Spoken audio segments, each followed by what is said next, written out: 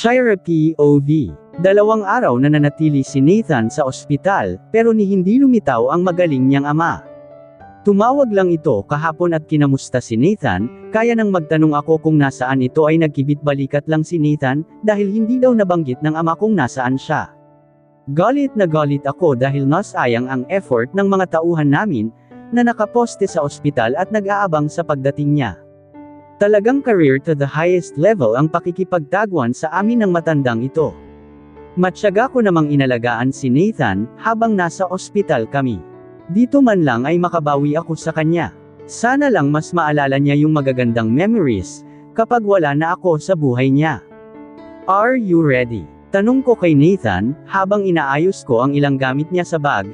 Lalabas na kasi siya sa ospital ngayong araw, dahil cleared na siya ng mga doktor niya. Yes baby, sa wakas uuwi na tayo. Masaya ang tinig ni Nathan, siguro kasi naiinip na din siya dito. Tayo, I am teasing him kaya sumimangot na naman ang mama. Baby, hindi ko pa kaya mag-isa. Wala ka bang awa? Pagod na drama niya, kaya tinaasan ko siya ng kilay kaya muna. Lalabas ka na nga eh. Pinandilatan ko pa siya ng mata at pinigil matawa, dahil akala mo siya batang nagtatantrums, sige ikaw din. Mawawalan ka ng poging boyfriend pag may nangyari sa aking di maganda. Kala mo nagbabanta pa siya. Di papalitan kita. Para yon lang eh. Seryoso kong sagot kaya naman, nalukot lalo ang mukha ni Nathan. What? Are you serious? May iyak pa ata si Nathan, kaya natawa lang ako ng mahina. Aha, kahit 3 pa. Dagdag ko pa, kaya ayun hindi na kumibo si Nathan hanggang makalabas kami ng kwarto. Nakaabang naman si Joseph sa amin sa lobby, at siya na ang nagbitbit ng mga gamit namin. Tahimik lang kami sa biyahe, at dahil yun sa pagiging asar talo ni Nathan. You want coffee? Tanong ko sa kanya nang makaupo na ito sa sofa sa living room area. Actually magaling naman na talaga siya. Hindi na nga raw makirot ang balikat niya, dala na din siguro sa mga pain reliever na iniinom niya. Inalis na din ang gasa sa ulo niya, dahil kusa naman daw na matutunaw ang tahi na nasa ulo niya. Tumango lang ito sa kabinuhay ang TV. Gusto ko nang matawa, dahil ayaw talaga niyang magsalita pero pinigil ko muna. Mukhang nagtampo talaga sa akin. Nagsalang ako ng kape sa coffee maker, at hinanda ang 2 tasa para sa amin. Nagsaing na rin ako sa rice cooker para mamaya ay ulam na lang ang aasikasuhin ko para sa tanghalian. Dala ko na ang kape paglabas ko nang marinig ko ang boses ni Nathan. May kausap ito sa phone. I'm okay, Andrea. No need to worry. Tumingin pa ito sa akin. Yes, she is with me. Huminga ito ng malalim. Okay. You take care, okay. Don't leave without your bodyguards. Okay, bye. Inusab ko na sa harap niya ang kape pagbaba niya ng phone niya sa mesa. What do you want for lunch? Tanong ko at saka ako tumabi sa kanya, kahit ano. Walang buhay na sagot ni Nathan, saka inabot ang tasa ng kape. Sure ka, kahit anong lutuin ko kakainin mo. Tanong ko habang higop din ng kape. Yeah, tamad na sagot niya. Okay, sagot ko. Inubos ko lang ang kape ko saka ako tumayo. Saan ka pupunta? Tanong ni Nathan. Mamamalengke. May stock sa ref, baby. Madami pa yan. No need to go to the market, pigil ni Nathan, kaya naman namiwang ako sa harap niya, walang aso dyan sa ref. O kaya bayawak. Kaya maghahanap ako. Kunwari inis na sagot ko. What? Are you planning to feed me those? Halatang nandiri pa ito kaya sobrang pigil ko ang tawa ko. O kakasabi mo lang kahit ano diba? Yes I did. Pero huwag naman yun, baby. Alsa boses ni Nathan. Nilapitan ko ito at saka piniga ang matangos na ilong niya. Yun naman pala eh. Sa susunod huwag kang sagot ng sagot okay. Inabot ko pa ang labi nito at kinintalan ng halik. You're teasing me. Nakataas ang kilay na sabi ni Nathan, kaya agad niya akong hinayla sa kondangan niya. Agad ko namang ikanawit ang kamay ko sa batok niya. Feeling ko tuloy ito ang paborito niyang pwesto pag naglalambing. Nakaramdam ako ng kakaibang init, lalo pa at naramdaman ko ang umbok niya. I missed you. Anito habang pinaglalandes ang kamay sa likuran ko. Hindi pa pwede. Tanggi ko dahil nag-aalala ako at kakalabas pa lang niya sa ospital.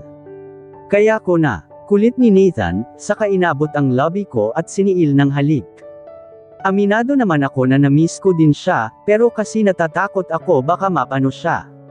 Nathan, I warned him dahil nasa leeg ko na ang mga lobby niya. I know you want me to. Bulong niya sa tenga ko sabay dilat dito, kaya para na naman akong kinuryent. Kakalabas mo pa lang sa ospital, pwede bang magpahinga ka muna? Nagulat ako dahil nasa ilalim na ng damit ko ang kamay niya. At tuluyang naming inilabas, ang init na nagmumula sa aming mga katawan. What do you want for lunch, baby? Malanding tanong ni Nathan, habang panay ang halik niya sa ulo ko. We are at his room dahil hindi pa siya nakontento sa pasabog niya sa sofa, at binitbit pa ako papunta sa kwarto kung saan humirit pa siya. Nakadalawa pa siya kaya para na naman akong namundok sa sobrang pagod ko. Malakas talaga ang drive at stamina niya pagdating sa McLove, at siguro dahil butak din ang katawan ko sa trainings kaya nasisabayan ko siya. Kung di lang siguro siya nakaramdam ng pananakit sa balikat niya, ay di pa ito titigil. It's past lunch. Reklamo ko dito. Nasira ang plano kong magluto ng tanghalian dahil sa kalandian ni Nathan, kaya for sure take out na naman ang bagsak namin ito. Natawa ito at saka umibabaw sa akin, kaya nanlaki ang mata ko, lalo pa at naramdaman kong buhay na naman ang alaga niya. Nathan Escalantes, you better stop right now. Banta ko dito and he just laughed me off. You say my name so sexy baby, sabi ko. I was about to say something, but his lips covered mine. I'm hungry. Inis na bulong ko dito, kaya naman tumigil na siya after a loud smack.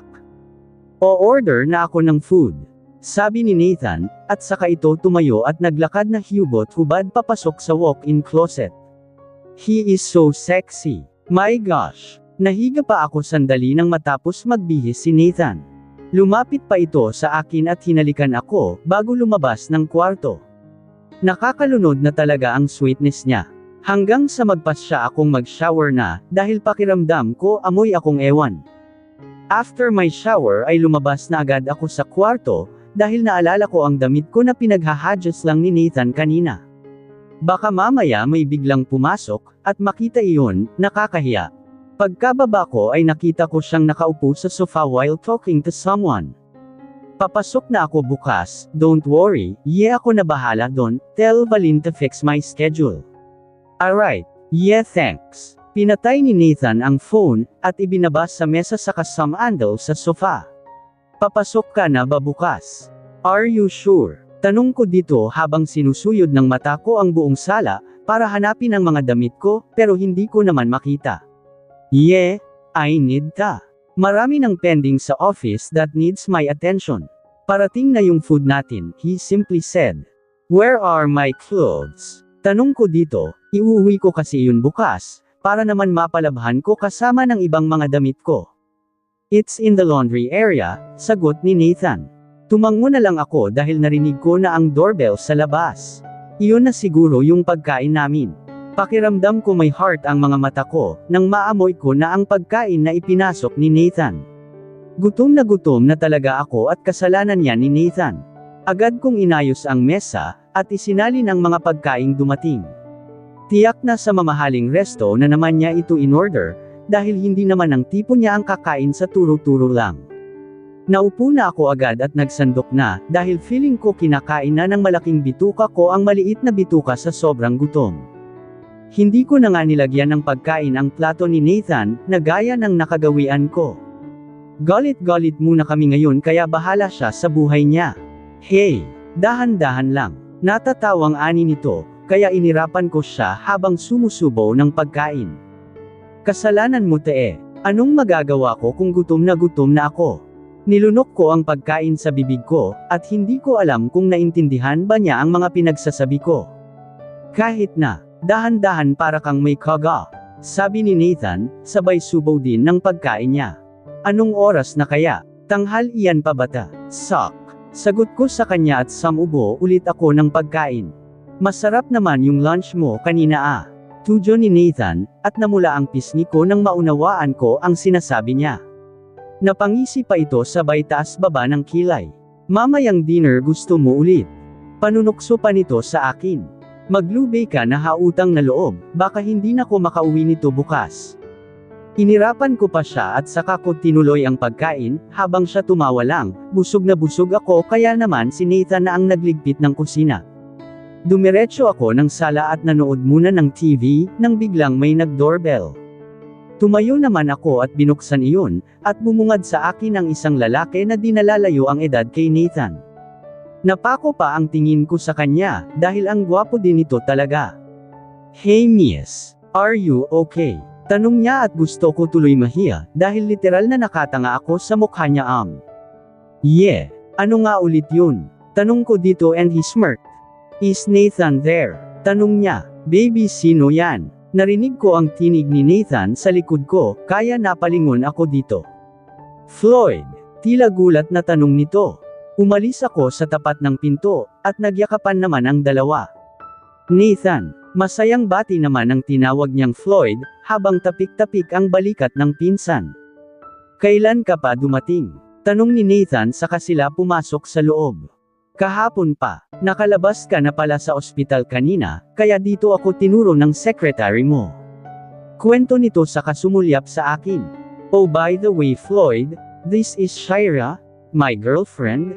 Baby, this is Floyd, my cousin, anak siya ni Uncle Fonz." Pakilala ni Nathan sa pinsan niya, saka ako inakbayan. Ngumiti naman ako dito at tinanggap ang handshake niya. "Wow! I can't believe it. Sa wakas, may girlfriend ka na." Masayang sabi nito. "Of course, Floyd, hindi naman habang buhay single tayo." Hinalikan pa nito ang sentido ko, kaya parang nahiya ako kay Floyd. "Ang sabihin mo nakahanap ka ng katapat mo." Pangangantsaw nito sabay tawa ng malakas. Inaya siya ni Nathan sa sala, para doon ituloy ang kwentuhan nila. Mukhang matagal na din silang hindi nagkikita, kaya naman parang miss nila ang isa't isa. "You want anything bro?" Tanong ni Nathan. "Kumain ka na ba ng lunch?" "Yeah bro, kasama kong nag-lunch si dad. Something cold na lang kung pwede." Tumayo naman agad ako para ikuha ito ng maiinom sa kusina. Ngayon alam ko na kung bakit ganun ang pakiramdam ko sa kanya, dahil anak pala ito ni Tio Alfonso. Malaki nga ang pagkakahawig nila, at di maikakailang mag-ama sila. Agad na nagpasalamat si Floyd pag abot ng juice niya. Sinamahan ko din ito ng slice ng cake, na bigay ni Valin kay Nathan kahapon sa ospital. Inuwi ko ito kasi sayang naman at mukhang masarap. "Kamusta ka naman? Yung aksidente, napaimbestigahan ba?" Sunod-sunod na tanong ni Floyd. "I'm okay bro. Hindi naman malala saka isolated case yun, although nag-file na ang TGC ng complaint sa contractor." Tila baliwalang sabi naman ni Nathan. "That's good. Next time mag-ingat ka." Tumango lang naman si Nathan. "May wan ko muna kayo, may gagawin lang ako sa kwarto." Palm ko sa kanya, dahil gusto kong matulog.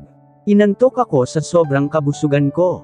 "Okay baby," sagot naman ni Nathan. Bago naman ako mahiga ay nagligpit muna ako sa kwarto. Pinalitan ko ang mga beddings ng kama, dahil amoy na amoy ko dito ang resulta ng pinaggagawa namin ni Nathan kanina. Nakaramdam ako ng uhaw pagkatapos kong magligpit sa kwarto, kaya naman lumabas muna ako ng kwarto. Tahimik sa sala nung lumabas ako, kaya nagtaka ako dahil doon ko lang iniwan ang dalawa kanina. Hanggang sa makarinig ako ng mga tinig na galing sa balcony. Ayaw ko man makinig sa pinag-uusapan nila, ay parang hinayla ako ng aking paa para magkubli sa sulok. "Hanggang ngayon ba hindi mo pa rin napapatawad si Kuya Dom? Ang tagal na nun bro. It's been years, for Christ's sake." Tinig iyon ni Floyd na medyo malungkot.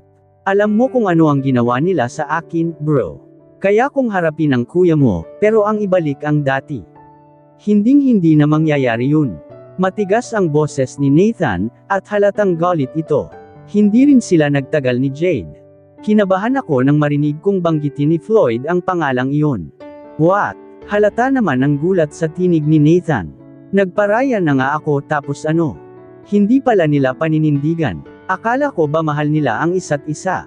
Bakit ganun? Bakit pakiramdam ko nasasaktan pa rin si Nathan? Mahal pa ba niya si Jade? Bakit apektado pa din siya? Talk to Kuya Dom. Maybe it's about time. Magkadugo pa rin kayo." Pangangumbins ni Floyd mahabang katahimikan ang sumunod, kaya naman nabahala ako na baka lumabas na sila sa balcony. Paalis na sana ako nang marinig ko uli ang tinig ni Nathan. Napapikit ako at napahawak sa dibdib ko. Kumusta si Jade? Is she okay? How is she doing? Answer me, Floyd. Nasaan siya? Para akong sinaksak sa puso ng ilang beses. Ang sakit. Agad kong inayos ang mga gamit ko pagkapasok ko sa kwarto. Gusto kong sumabog sa galit, pero pinili ko na lang magpigil, kaya mas gugustuhin ko pang umalis na lang. Diretso akong lumabas ng kwarto, bitbit ang bag ko.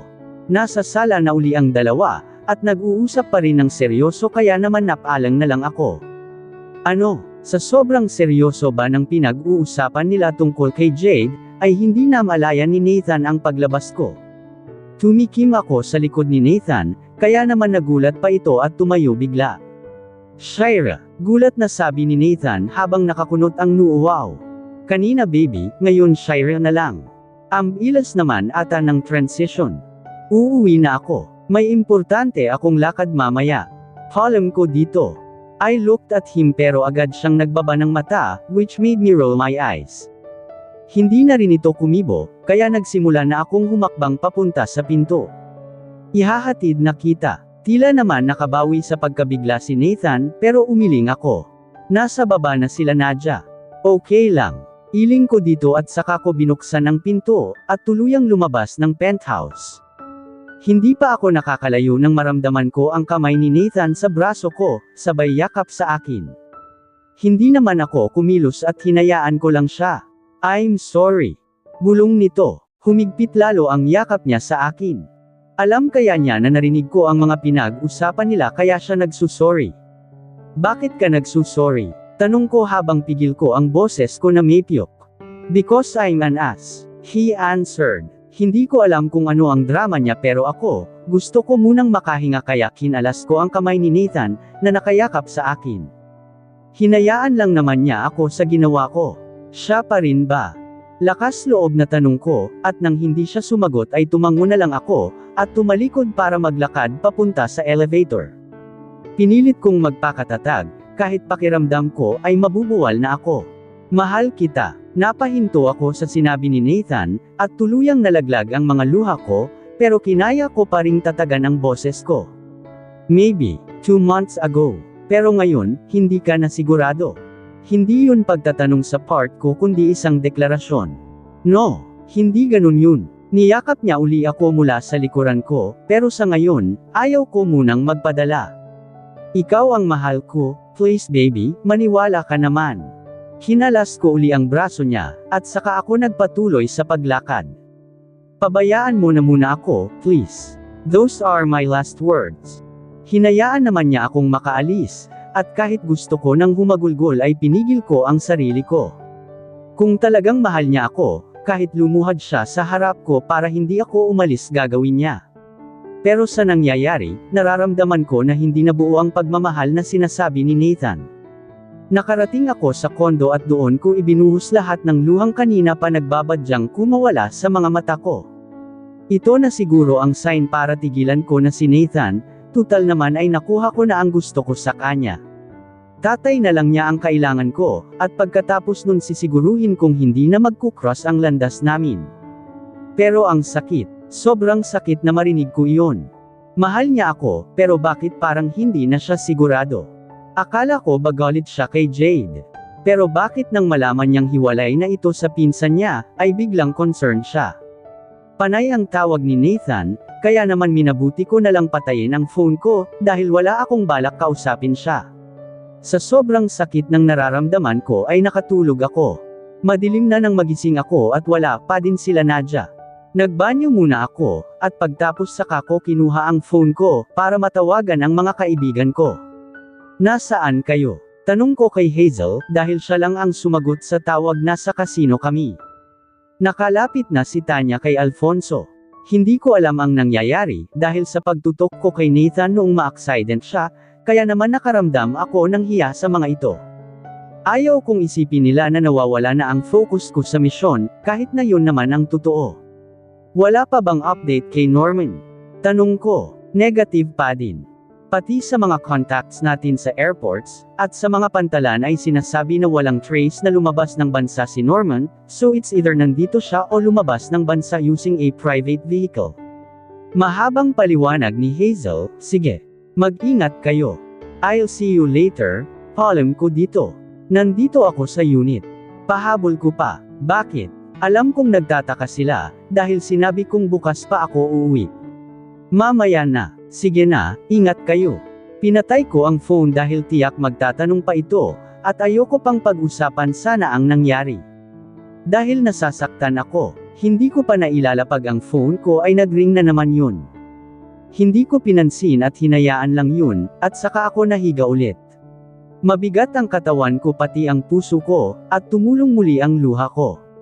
Magsisiman ako sa pagmamahal ko kay Nathan ay huli na ang lahat.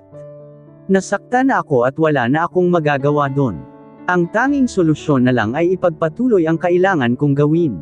At tapusin ang dapat tapusin. Nakaramdam ako ng yugyog sa balikat ko, kaya napaungol ako. Sa sobrang bigat ng pakiramdam ko, ay hindi ko na malaya na nakatulog pala ulit ako, gumising ka na Shira.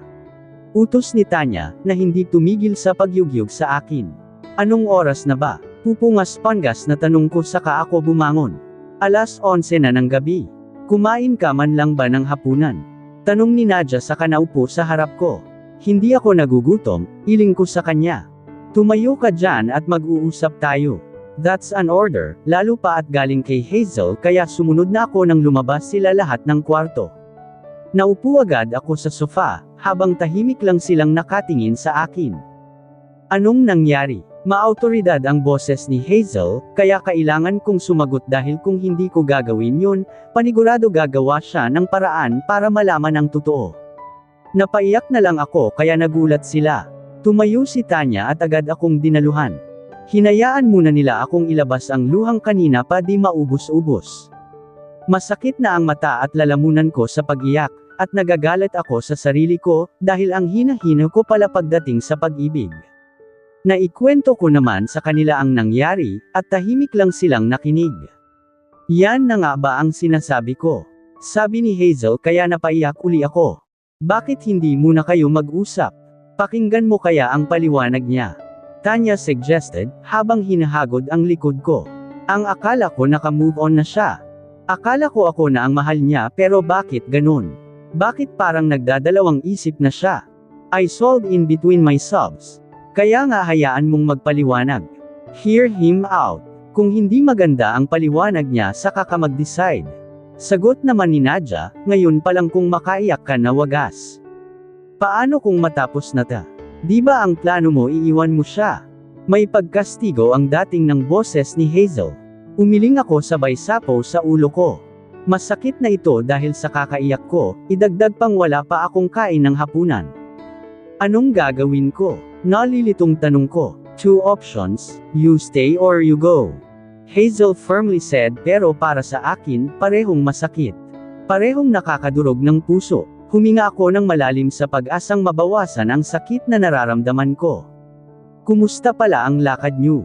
Nakuha ko pang itanong sa kanila, sa kabila ng pagsisintimiento ko. Maayos naman. Hindi nga lang din talaga alam ni Alfonso kung nasaan ang kapatid niya. Nakuha kong lasingin pero may isa akong nadiskubre, kwento ni Tanya kaya naman napukaw ang atensyon ko. May galit siya kay Norman. At itong si Norman, mukhang wala ring kaalam-alam sa grupong kinabibilangan ng kapatid niya, napataas ang kilay ko, dahil hindi naman ganon ang nakita ko sa party. Masaya pa nga silang nagkumustahan. Paanong may galit? Tanong ko habang ang dalawa naman ay nakikinig lang dahil tiyak alam na nila ang kwento. Inilabas ni Tanya ang phone niya at inilapag iyon. Nakaset sa recorder kaya tumahimik na lang ako at nakinig. Si Kuya Norman, bakit mo siya hinahanap? May atraso ba siya sa'yo? Naging customer ko siya dati. Hindi ko alam may kapatid pala siyang mas gwapo at galante. Hindi naman nila pinapaalam na isa akong Escalantes, paano mo malalaman? Walang hiyayang Norman na yan. Kinamkam niya lahat ang pag-aari ng mga Escalantes. Wala siyang tinire sa akin kundi barya lang, kawawa ka naman pala. Sila ang kawawa sa akin dahil babawiin ko lahat ng dapat ay sa akin. Humanda sila, ay, Gusto ko yan, nasan ba kasi siya para naman magantihan mo na, ewan ko kung nasaan ang hayop na on. Iisa-isahin ko sila hanggang sa ako na lang ang matira. Natapos na ang recording at isa lang ang malinaw, nanganganib ang buhay ni Nathan at ni Andrea. Nathan POV. I have been calling Shira for the 9th time pero hanggang ngayon, hindi pa rin niya ako kinakausap. Patay ang phone niya kaya naman lalo akong frustrated sa mga nagaganap. I cursed myself for being stupid in front of her. Alam ko na narinig niya ang pinag-uusapan namin ni Floyd sa balcony, and I want to explain that she misunderstood everything, pero galit na siya and I understand that perfectly. The moment she asked me kung si Jade pa rin ba, I know in my heart na hindi na. Si Shira na ang laman ng puso ko, and she is my life, kaya naman gusto kong saktan ang sarili ko, for not giving her the assurance that she wants. Yes, I may worry about Jade, not because of her being my first love, but just because she is my best friend since we were kids. Yun na lang ang rason kaya kahit sinaktan niya ako ng dahil sa pinsan ko, ay nag-aalala pa rin ako sa kanya, dahil hindi pala naging maganda ang relasyon nila ni Dom. I'm sorry, Nathan. Akala ko kaya kitang matutunang mahalin, pero si Dom talaga ang mahal ko. I'm sorry. Those were her words when I confronted her, after ko silang mahuli ni Dom. Matagal nang may hinala ang apat na kaibigan ko about her infidelity, pero hindi ko naman pinaniwalaan yun, dahil ang alam ko mahal ako ni Jade. Or maybe I just chose to believe it, because I was blinded by my feelings for her. Akala ko pareho kami ng nararamdaman, dahil sinagot niya ako pero hindi pala. How long has this been going on? I remembered asking Jade, and she proudly said in my face, that it is already 2 years. 2 years. Nagawa nilang itago sa aking dalawa iyon sa loob ng 2 taon. Pinagmukha nila akong tanga, at gago. Halos mapatay ko si Dom ng araw na mahuli ko sila sa condo unit ni Jade. I was about to leave for Japan that day, kaya lang nag-cancel ako last minute at si Jonas ang pinadala ko, dahil masama daw ang pakiramdam ni Jade at gusto ko siyang puntahan. I was betrayed. I was played by 2 people that is close to my heart, at yun ang pinakamasakit. Mas matatanggap ko siguro kung ibang lalaki but not my cousin. Not the person that I treated like my brother. Since then I never trusted women. Ang tingin ko na lang sa kanila mula noon, ay laruan na pag pinagsawaan ko na, pwede ko nang itapon at palitan. Kaliwat kanan ang babae ko, pero hanggang kama lang sila. Wala ni isa man sa kanila ang tumunaw sa puso kong hinarangan ko pader, na hindi basta-basta matitibag. Not until Shira came, and my world turned upside down. Escalantes. Hoy! Yugyog sa akin ni Aljan. Inaya ko silang uminom ngayong gabi, dahil sa problemang kinakaharap ko about Shira. What? Asak ko naman kay Aljan. Kanina ka pa namin kinakausap, pero nasa Uranus na ang utak mo. Kantsaw ni Aljan habang tumutungga ng alak, I just sighed saka ko inabot ang baso ko. Inisang lagok ko lang yun habang iniisip kung paano ko makakausap si Shira. Kasalanan mo naman kasi Escalantes. Kung ako din ang nasa kalagayan ni Shira, baka hindi lang ako mag-walk out. Baka masampal pa kita. Sabat ni Franco na akala mo naman expert sa pag-ibig, samantalang pare-pareho lang naman kaming mga gago. Pero kidding aside, I know he has a point too. Dapat kasi sumagot ka kaagad nung tinanong kanya. Singit ni Kenneth. Eto pa ang isa. Akala mo naman napakatino. Wala naman ibang alam gawin kundi ay bully si Valin. I wanted hindi ko nga alam kung bakit hindi ako nakasagot. Maybe because magulo ang utak ko. I don't know. I'm just that stupid.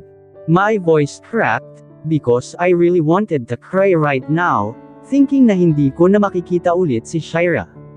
Naguluhan ka. Baka naman kasi tama si Shira. Noon oo siya ang mahal mo pero ngayon, na nandyan na uli si Jade, biglang hindi ka na sigurado. That was Rickson na akala ko kanina hindi nakikinig sa kwento ko, dahil kanina pa may kalampungan sa phone niya. I shook my head. I know in my heart na si Shira ang mahal ko. Yun naman pala Anong ginagawa mo at nagpapakalasing ka dito? Bakit hindi mo puntahan at kausapin? Banat ni Franco, sa kanilang apat ito at si Rickson lang talaga ang may sense kausap minsan. Di gaya sa dalawa na wala nang ginawa kundi daanan ang lahat sa biro.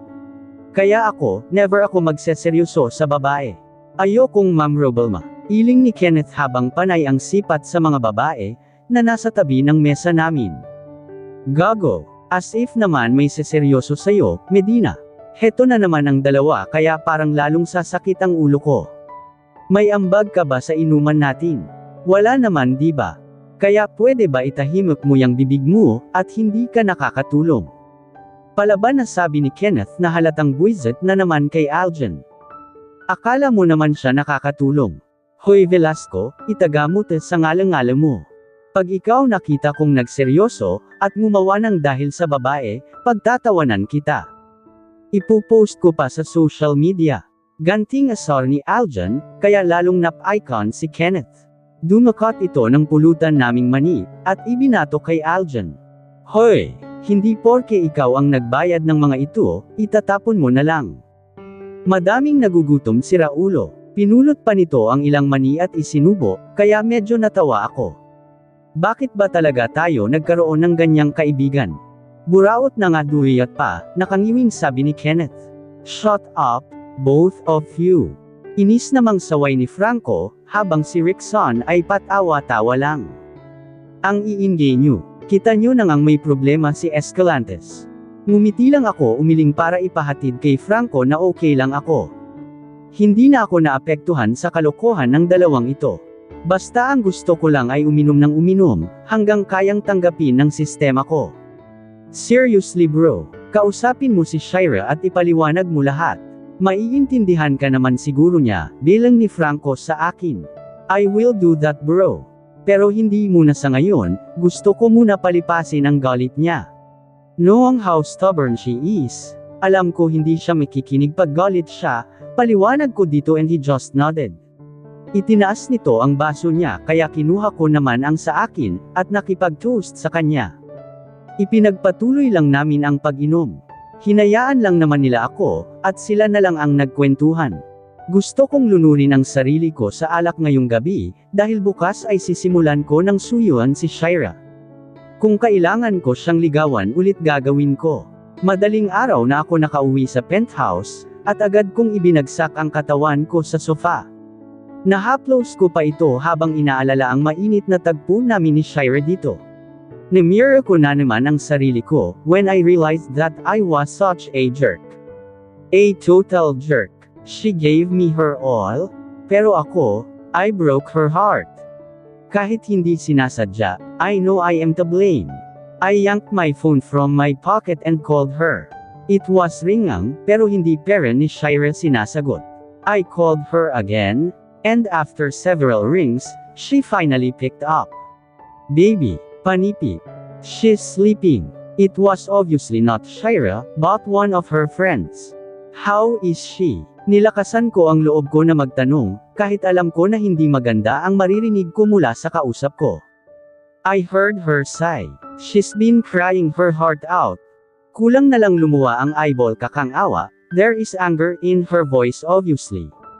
Kakausapain ko siya bukas. I wanted to explain everything to her. That's up to you, Nathan. Pero kung ayaw kanyang kausapin, wala kang magagawa. It sounds like a warning, pero hindi naman ako magpapatinag. I know, but I love her so much.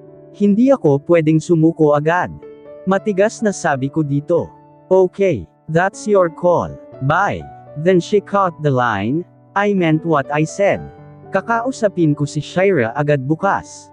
Hindi pwedeng paabutan ko ito ng matagal, dahil baka lalo kaming magkalayo, and I can't afford that to happen. Ipinikit ko ang mata ko dahil medyo nahihilo na ako. My mind is clouded by Shira's memory. Her face, her body, her scent, everything. Wala na akong nakikitang iba kundi siya, and I can't bear it thinking na galit siya sa akin. Nagring ulit ang phone ko kaya agad kong dinampot yun. Baka si Shira na ito, at gusto na akong kausapin. Hindi ko na tiningnan ng caller ID at basta na lang sinagot ito. Hello, panipi. Nathan, nanigas ang katawan ko. I know that voice and the way she calls my name. Jade. It still sounded like a question, kahit pa sigurado akong siya ito. Can we talk? At dito na po nagtatapos, ang ika-8 kabanata ng ating kwento, at sanay muli niyo po akong samahan, sa mga susunod pang kabanata. Maraming salamat po, ingat po tayong lahat.